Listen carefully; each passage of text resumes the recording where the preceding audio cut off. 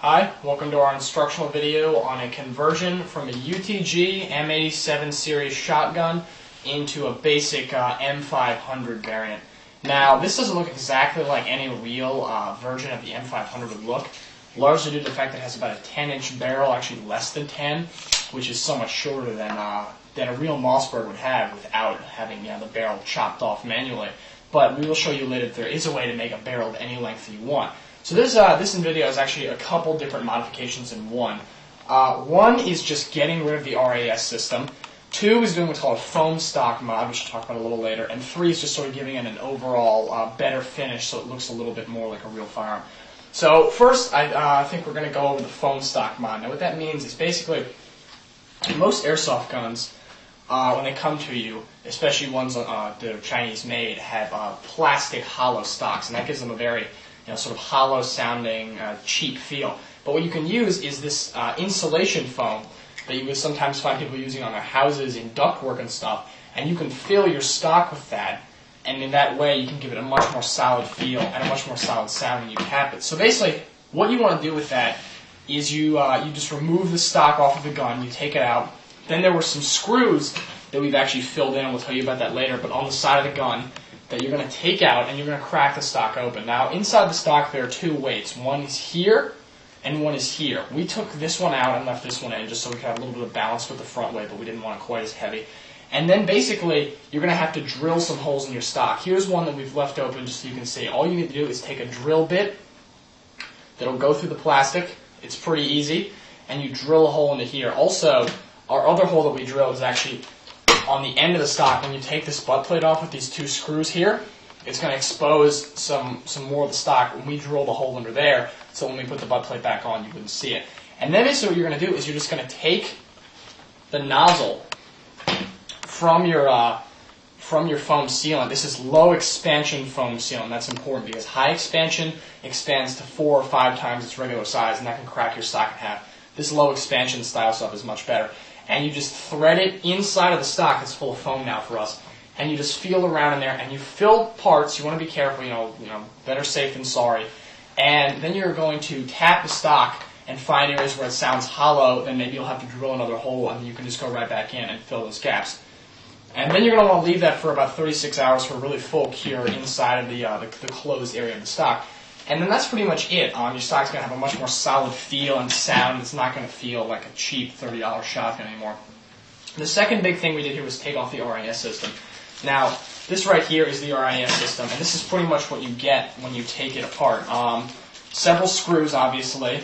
The main RAS body, which would just slide right on top here.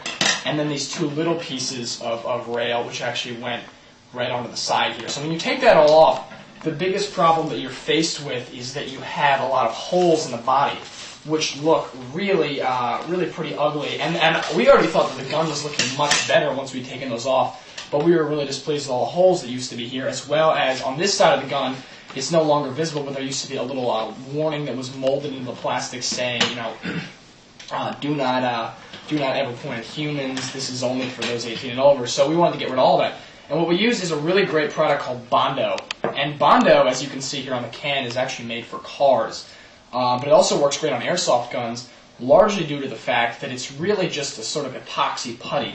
So the way Bondo works is much like many other epoxies, where when you take off the top here, you can see there's a little tube of red goo.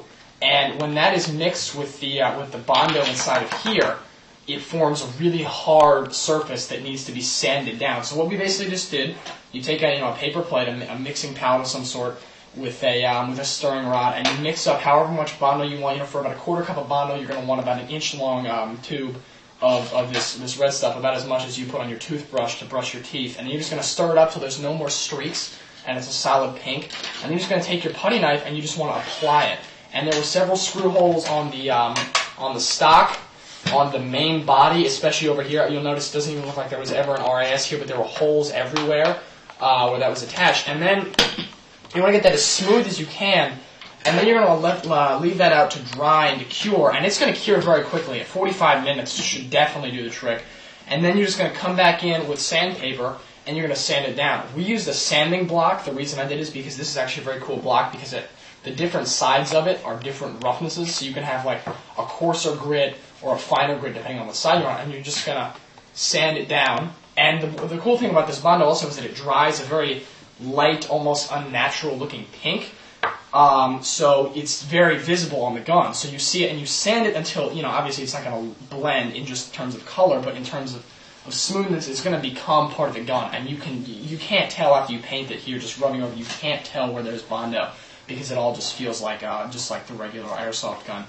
And then after that, we came in first, obviously, with a primer. We used Krylon primer. You could also use Krylon Fusion, which will bond to the plastic chemically. And the first coat of primer probably isn't going to cover up all the Bondo. You're still going to see a little bit of pink through.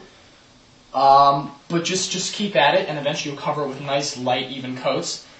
And before we painted, we made sure to cover up the safety button, just so we didn't get paint all over that. And we covered the trigger, we covered the hop-up area, and we covered the handguard. Really, all we painted with the primer was here, back, and minus the butt cap, of course, because we actually went over the barrel with a semi-flat black, whereas after with the primer on the main body, we came in through with the ultra-flat black, which is just a slightly more flat color. I don't even know if you can really tell the difference here, but the barrel is semi-flat, this is ultra-flat, and this entire bottom pump system we decided to not paint at all because it would just, all the movement and all the rubbing would probably just wear the paint off all the time. So, just a quick review of what we've taken off. We've taken off the sling mount in the front and the sling mount in the back. We have taken off the RAS and and all the rails on the gun. So now it has the look of sort of a more basic, or maybe more tactical, in your opinion, shotgun. We were just getting tired of the M87LA. It just started to look boring to us, so we decided to do something a little drastic with it. And so to finish it off, after the painting and the sanding, we felt like it was sort of missing something, so we just went through.